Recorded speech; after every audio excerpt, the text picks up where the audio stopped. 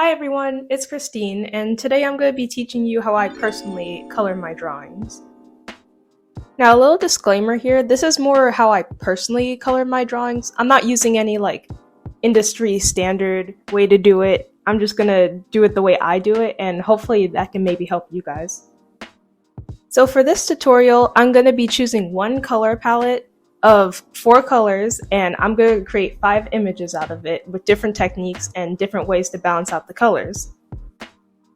Since school is starting soon, I'm going to be making a bunch of things to put on my notebooks and stuff. And since I'm in the mood for dinosaurs right now, everything's just going to be dinosaur themed. But with that all out of the way, let's get to the video. Now I am cheating a little bit here by using a website. It's called Color Hunt, and this is what I use to pick out a lot of my color palettes because it's a really good site. You could just type in whatever color you want and it just gives you a palette made by other people, especially with all the codecs and stuff. But if you don't want to use this website or anything like that, I say just use your basic knowledge of color theory. And if you don't know that, I say look at your surroundings because there's a lot of color around us. You can find something that looks nice. Just take 1 or 2 colors and make it pretty. I was kind of struggling to see what kind of colors I wanted to put on here because I wanted to choose red and green, but I knew that would look way too Christmassy. So I just chose a different hue of red and green along with yellow and orange. It is a lot of color, but I'm not being very strict about this. But with our colors picked, let's get to the drawing. For the first illustration, I chose to make a brachiosaurus eating vegetation from a old Game Boy. I don't know why I chose it. It just felt right, you know? So when we're using colors like these, you want to block out your favorite colors first. Try to maybe move them around. Don't be very strict about it. Just block in the colors that you want and see how it works out. Once I have the basic colors blocked out, I kind of try to take lighter colors from my original base colors and see how it would look with highlights. For these, I'm really trying to avoid using white as a highlight because isn't that kind of cheating because white is every single color? And we're trying to be strict with our color palettes. But not too strict because with these color palettes, I'm adjusting the luminosity of each of them to try to see how it would work better, and the saturation. Luminosity is how bright the color is, and saturation is how vibrant it is, on a scale of gray to firm red. But once I have the base colors, I start testing out the other colors of the color palette to see what would make them pop more. Because you could see, on the green, I added some orange to maybe make it stand out more, because if it was just solid green, I guess that would work, but you wouldn't draw your attention as much to it. But I also don't want to take too much attention from the brachiosaurus, so you guys have to really make sure to find that good balance. But the placement of your colors is just as important. While I was painting this piece, I realized that the brachiosaurus and the Game Boy were a little too muddled together. Nothing really drew your attention to one or the other. And I guess I wanted the Game Boy more of a center of attention, so I ended up using the yellow, the brightest and most vibrant color in the color palette, and centered it in the middle of the image. Just peppered it around. And then I added some more vegetation that also had yellow in it, and that really brings your attention to the middle of the screen so you can take in the whole illustration. So make sure to keep in mind where you place your colors because that's just as important. On to the next image of a Spinosaurus, which is one of my most favorite dinosaurs ever. You know how many different things they keep finding out about this dinosaur? It's ridiculous. Before, we thought the Jurassic Park representation was the most accurate one, but then we hear it had stubbier legs, it maybe walked on all fours, what its sail was used for. I don't know, it's just such an interesting dinosaur. But that aside, I wanted this one to have more of a cyberpunk feel, just vibrant colors, more neon. So initially I was just gonna have simple base colors, but then I ended up scratching the idea because I didn't really like it. So then I just started, blending things in and shading around, and I got rid of the droopy stuff on the mouth.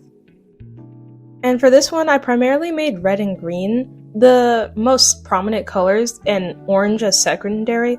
I barely used yellow in this one, but it's still there. I used orange as kind of a space filler because you could see it in the sails and stuff, but it's not really prominent anywhere else. But I used green to really make everything pop and, draw attention to different areas because I told you the placement of the color is just as important. So I did kind of pepper it on here and there, but I only focused really on the tail and the sails and the face because that's where your attention would be focused on. And for the shadows, I just toned down the luminosity of the red so I wouldn't have to use any layer modes or anything like that because I was really trying to avoid it for this challenge. So this is the finished product. Next up, we have Burrito Triceratops. I thought of this one, well, I didn't think of this one. It was one of the comments on my burger video. So I thought, why not incorporate these two ideas together? Because I thought it would be really cute. Now, you might think I was cheating with gray, but not really, because I'm just using, the lowest saturation on the napkin of red and using different varied saturations of red on the napkin as well. So it's not cheating. Now, it was yellow's time to shine for this burrito. I did kind of struggle with making it really appetizing, but I just looked at a bunch of burrito pictures and saw, how they have a bunch of those little dots? Well, are those dots? I guess those little burn marks. And that's what makes a burrito look really appetizing. Since they are Triceratops, this is a veggie burrito. And the food was kind of hard to get. It was made easier because all the veggie foods were in the color palette, but I needed to make a way for them to look appetizing, So what I did was play around with the saturation as well, really lined it up with green, used different saturations and luminosities of green, the lightest one at the forefront so it could have that, shiny effect. And I peppered it with salt and pepper, and I feel like that's what really brought it together.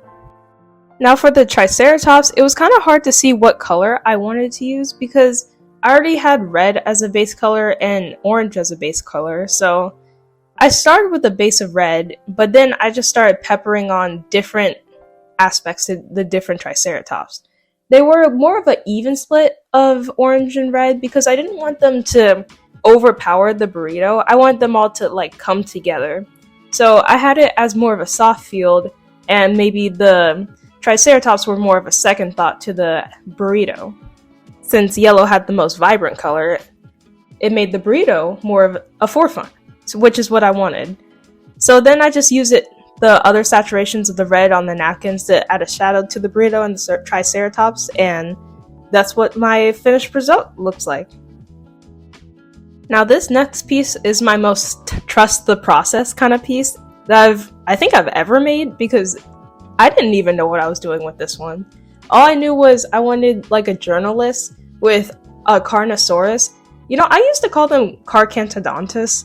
I don't know, maybe one of them's right, but it's also one of my favorite dinosaurs. And I did have a lot of trouble with this one because I wanted to find a way to balance out the colors because I wanted them both to be at the forefront, but I didn't want one to overpower the other, or at least maybe the girl to overpower with colors more than the dinosaur, but the dinosaur still needed to be just as prominent. So I definitely played around a lot with this one. I started off with the girl. I tried to make her colors the most vibrant, so I used the lightest colors, all the red, orange, and yellow. That was all gonna be her aesthetic. Use very minimal green because she's supposed to be in a forest environment. I didn't want it to blend in too much. But then the dinosaur was a problem because what other color could I make him? If I made him red or orange, then he would pop out, but he would just be competing with the spotlight with the girl. It wouldn't make any sense. So I decided to make him a darker hue of green and, kind of figure out the rest of the problems later on. But in continuing the girl, I decided that contrast would be the best way to distinguish her from the environment, and as well as the little dinosaur as well. So I ended up adding a bunch of low luminosity reds and other colors in there to make her hair pop out, to make her eyes pop. And I added little dinosaur hair clips because, it's kind of in character. I wanted it to be something cute. Before the foliage, I kind of made it more of a turquoise green to distinguish between the dinosaurs more grayish green. And I think that effect is what's really like keeping them separated. So then I did have some struggle with trying to, because I wanted them to be like under the sun, but a bunch of foliage is also covering them. So I needed a proper shadow, but I also needed to use green. And, shadows aren't usually green, so I needed to make it work somehow. So I did break my rules a little bit and use a darken layer, because that would give me a really good contrast between the dinosaur and the ground while also having a green shadow. So it was all kind of coming together and I was feeling really good. So I started highlighting it with really light green because, again, I wanted to avoid using white. And I did pepper up the dinosaur's eyes at the end because I thought the ones before were looking realistic, but I didn't really like it in the end. So I gave it some other eyes and I still feel like it gives off that dinosaur feel. So in the end, I was really happy with this.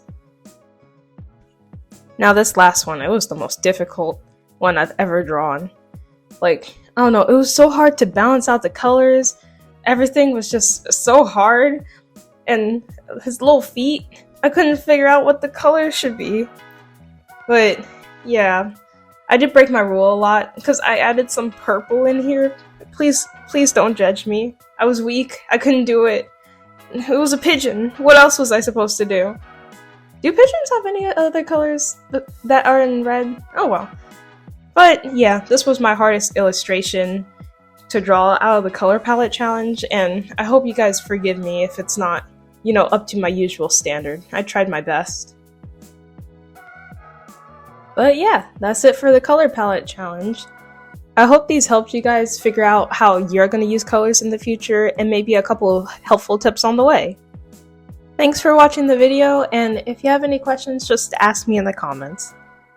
Okay, that's it. Bye!